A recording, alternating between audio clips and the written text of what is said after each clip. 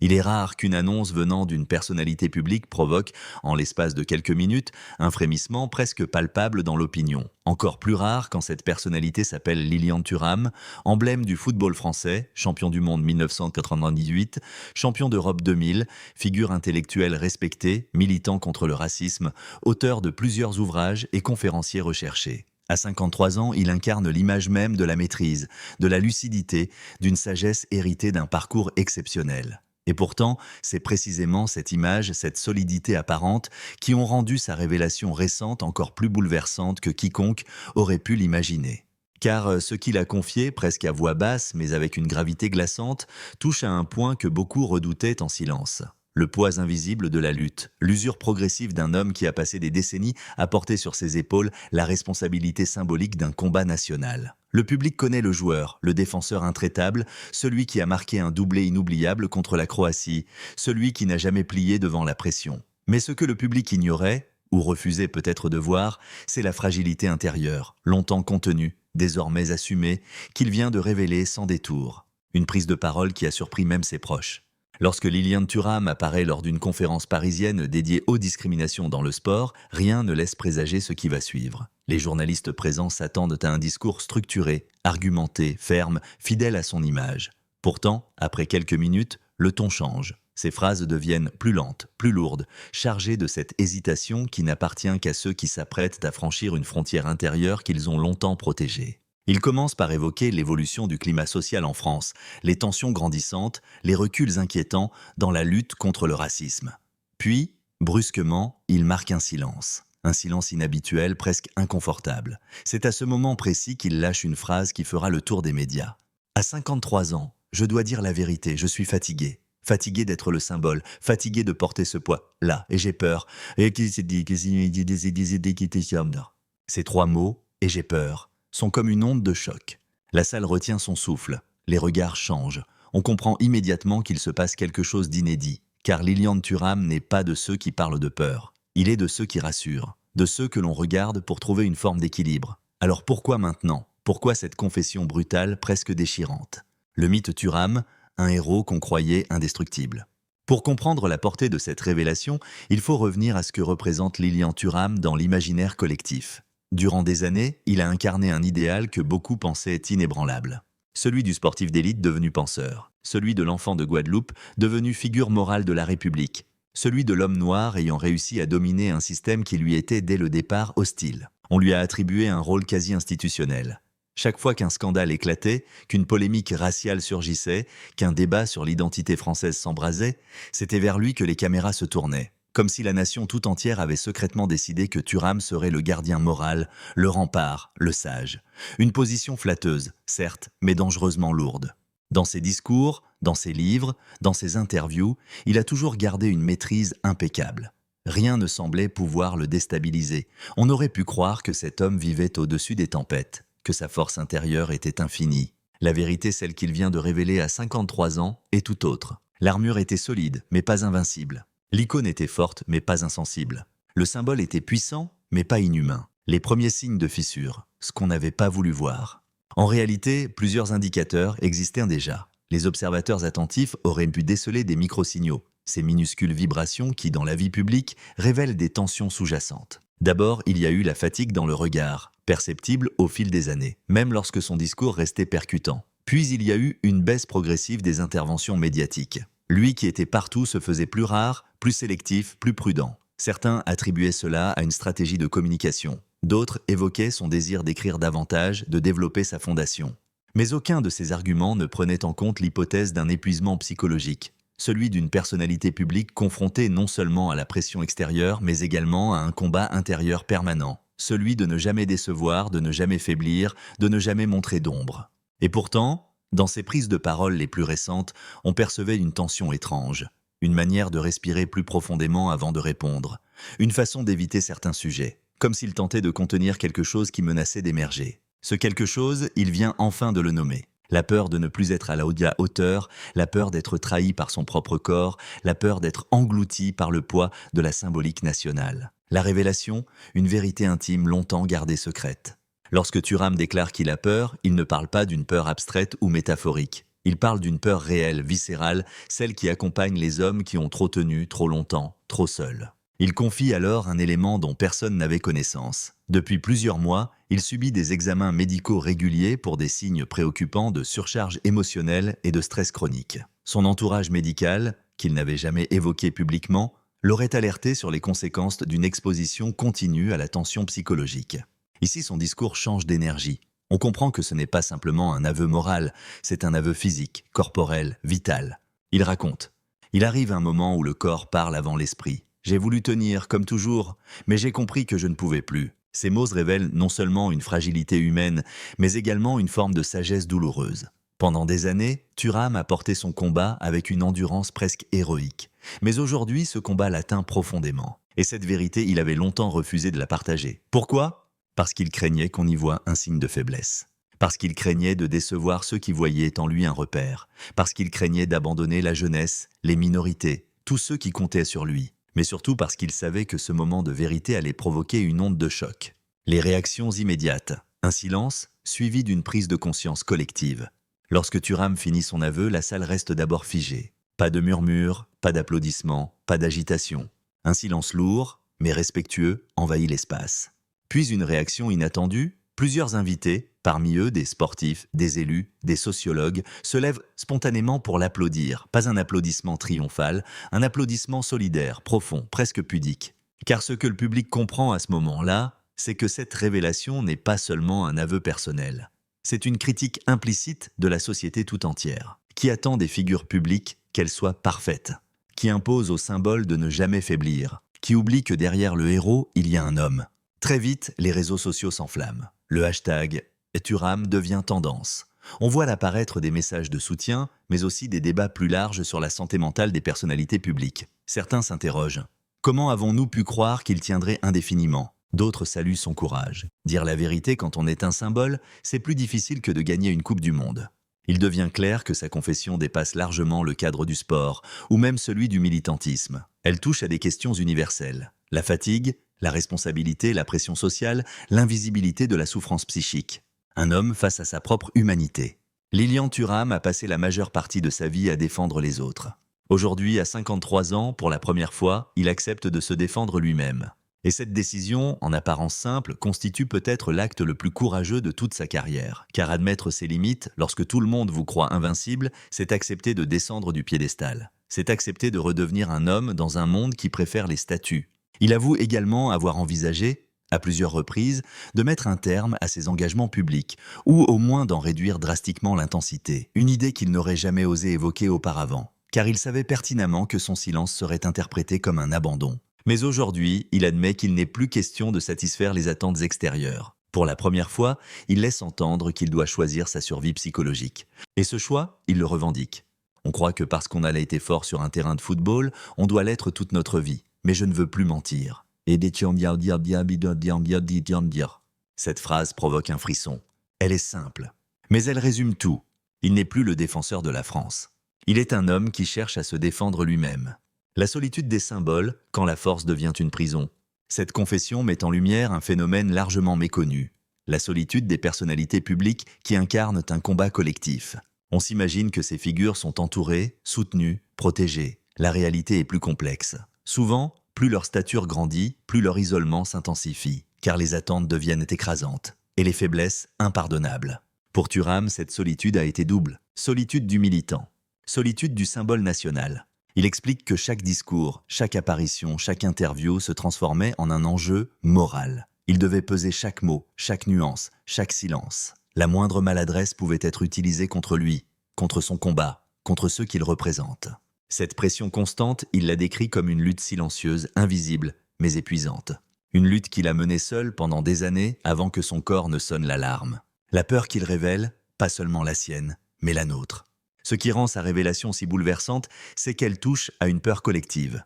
La peur de voir s'effondrer les repères que nous pensions inébranlables. Thuram représentait une forme de stabilité morale, un repère immobile dans un monde instable.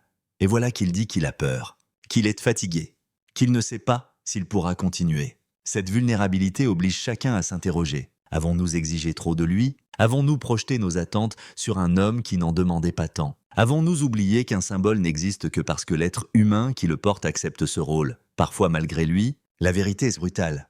Nous avons cru qu'il était indestructible parce que cela nous arrangeait. La révélation de Lilian Thuram n'a pas seulement bouleversé le monde du sport. Elle a ouvert une brèche dans un mur de silence vieux de plusieurs décennies. Derrière son image d'homme fort, derrière l'icône morale et politique, se cache une blessure profonde, ancienne, que même ses plus proches confidents ignoraient. La confession après la tempête.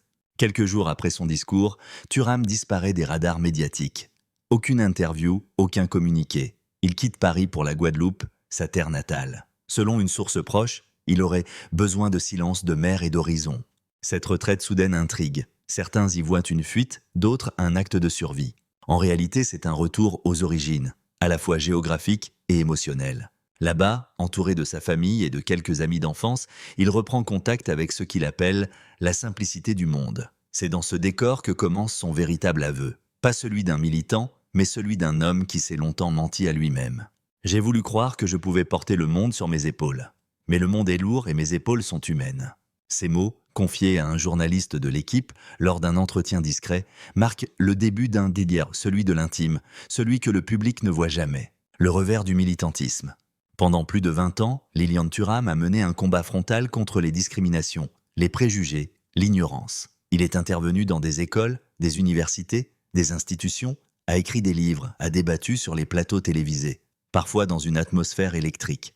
Mais ce que personne ne savait, c'est que cette exposition permanente a fini par le consumer de l'intérieur. Ses proches racontent un homme méthodique, rigoureux, exigeant, incapable de se reposer. Même après sa retraite sportive, il se levait à l'aube, lisait des rapports sur les politiques éducatives, rédigeait des notes pour ses conférences. Son combat n'était plus un engagement. C'était devenu une discipline vitale, une manière de respirer. Mais avec le temps, cette exigence s'est transformée en prison mentale. Plus il voulait convaincre, plus il devait se protéger. Plus il voulait changer le monde, plus il devait se battre contre ses propres limites. Dans un entretien inédit, un ami proche confie. Il s'interdisait la faiblesse. Il disait toujours « Si je tombe, tout le monde tombe avec moi ». Cette phrase, à elle seule, résume l'ampleur du fardeau qu'il portait. Le traumatisme caché de l'enfance. Peu de gens le savent, mais derrière la force tranquille du champion se cache une enfance marquée par l'humiliation. Arrivé en métropole à 9 ans, dans un quartier populaire de Fontainebleau, il découvre brutalement la différence. Le petit garçon noir, brillant à l'école, se heurte au rire, aux moqueries, aux regards. C'est là que naît, sans qu'il le sache encore, le militant qu'il deviendra. Mais cette blessure, il ne l'a jamais vraiment refermée. Pendant des années, il a transformé la douleur en énergie, la honte en fierté, le rejet en moteur. Ce mécanisme de survie lui a permis d'avancer, de réussir, de devenir le symbole que la France attendait. Mais à 53 ans, ce mécanisme s'est brisé. Ce qu'il a toujours refoulé remonte à la surface. Je n'ai jamais vraiment guéri de ce que j'ai vécu enfant. J'ai juste appris à le rendre utile.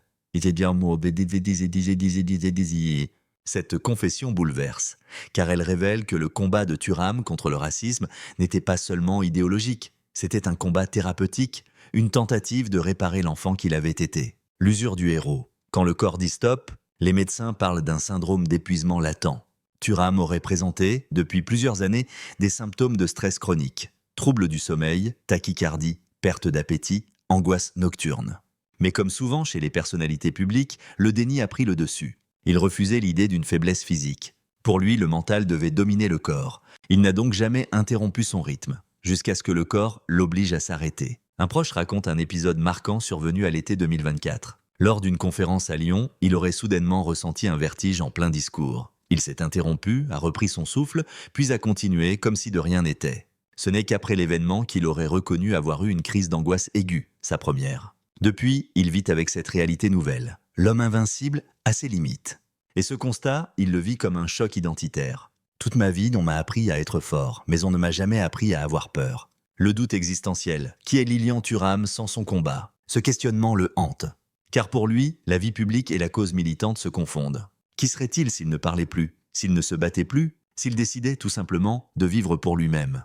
Depuis sa retraite, il s'est construit autour d'un idéal, celui d'un homme utile à la société. Mais cette utilité, il la ressent aujourd'hui comme une chaîne.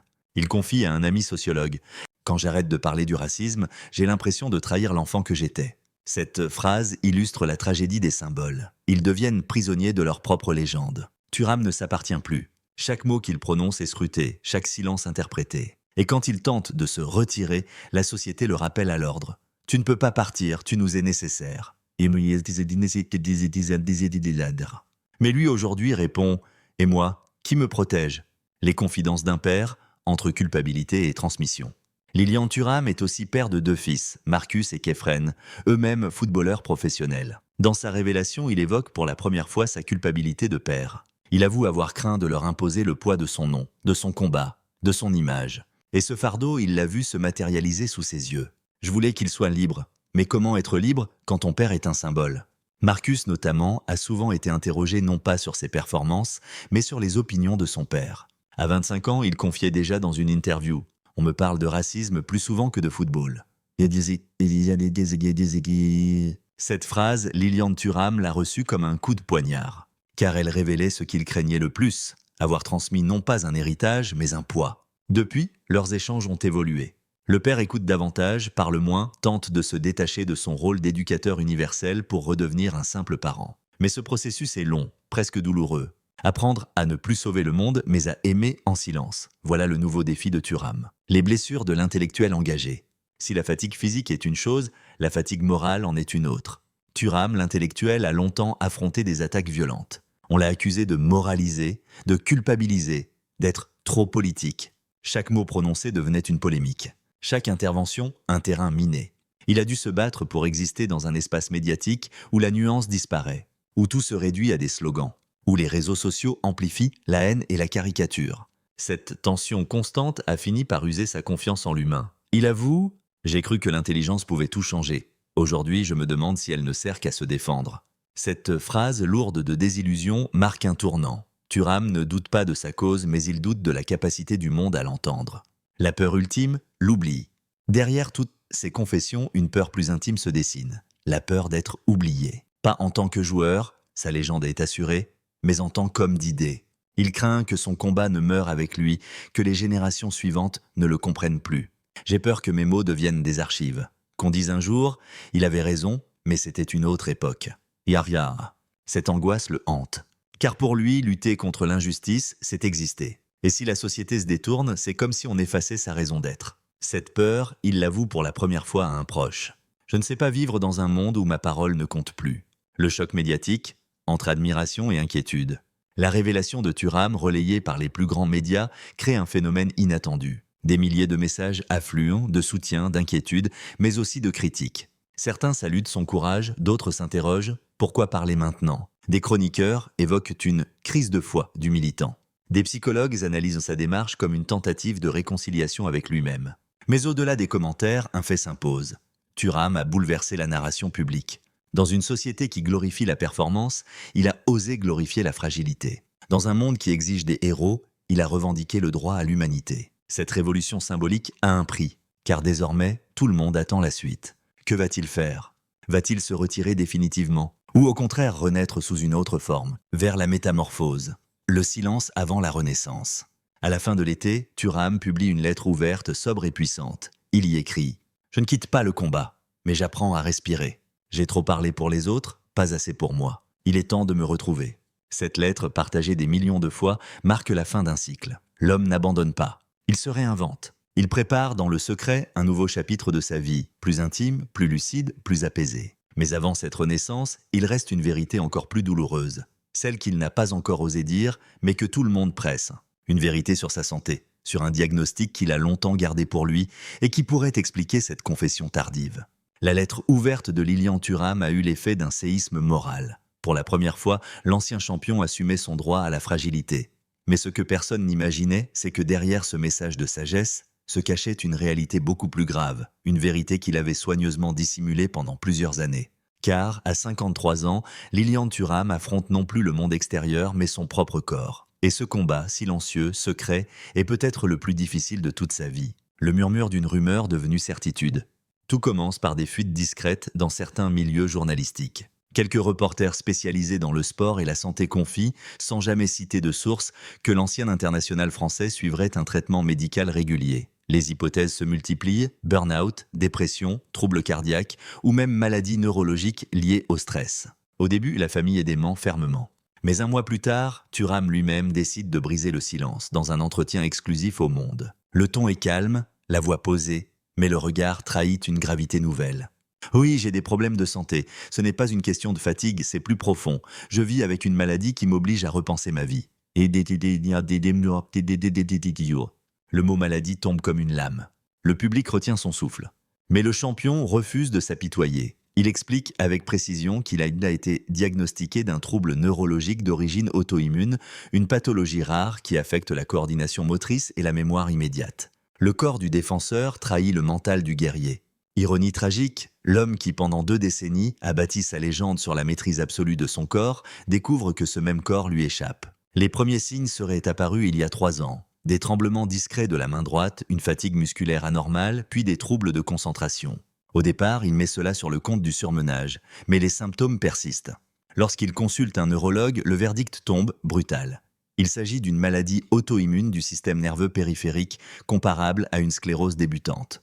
Le traitement n'est pas mortel, mais il impose un rythme de vie strict, des médicaments quotidiens et un contrôle constant du stress. J'ai compris que je ne pouvais plus être le même homme. Je devais apprendre à vivre avec la lenteur, avec la vulnérabilité. Cette phrase, prononcée sans larmes, révèle toute la force du personnage. Mais elle souligne aussi la cruauté du destin. Celui qui symbolisait la résistance doit désormais accepter la fragilité. Celui qui a défendu la France sur les pelouses du monde entier doit maintenant défendre son propre équilibre intérieur. Le combat secret, entre fierté et honte. Pendant des mois, il cache la vérité à tout le monde, même à ses enfants. Il ne veut pas qu'on le voie diminuer, encore moins malade.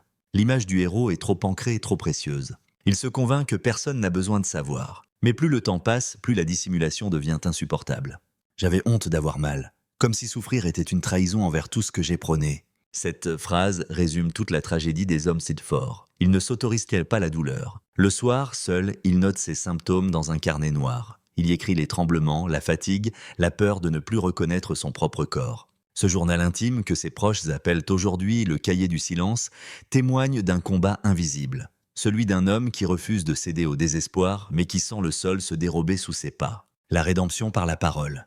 C'est en 2025, après plusieurs rechutes, qu'il décide enfin de parler publiquement. Non pas pour susciter la pitié, mais pour éveiller les consciences sur la santé mentale et physique des figures publiques. Son discours, prononcé à la Sorbonne devant un amphithéâtre plein à craquer, reste gravé dans les mémoires. J'ai été fort pour les autres, mais j'ai oublié de l'être pour moi. J'ai appris que le courage, ce n'est pas de ne jamais tomber, c'est d'accepter de se relever plus lentement. L'audience émue se lève pour l'applaudir. Cette fois, ce n'est plus l'applaudissement pour un héros, c'est celui qu'on adresse à un frère, à un homme parmi les hommes. Son témoignage bouleverse profondément le pays. Les médias en font un symbole de résilience. Les hôpitaux reçoivent des centaines de lettres de personnes atteintes de maladies similaires, qui disent « Grâce à vous, je n'ai plus honte de dire que je vais mal ».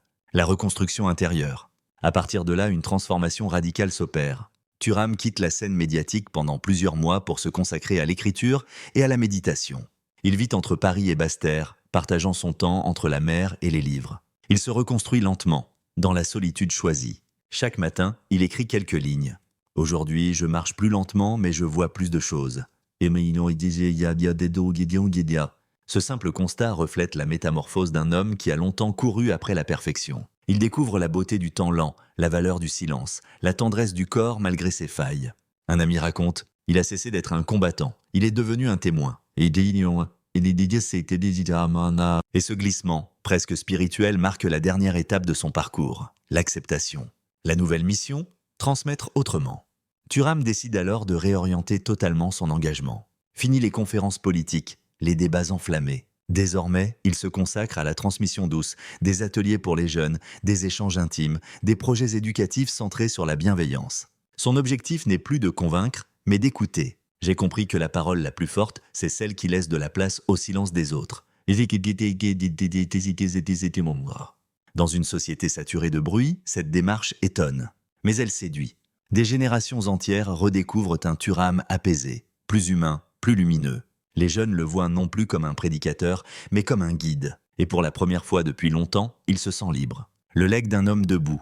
À l'automne 2025, il publie un nouveau livre intitulé « Debout, même quand tout vacille ». Le texte, d'une sincérité bouleversante, mêle réflexion philosophique et confidence personnelle. Il y parle de sa maladie, de ses peurs, mais aussi de sa foi en la vie. Je n'ai plus peur de tomber, parce que j'ai appris à aimer le sol. Le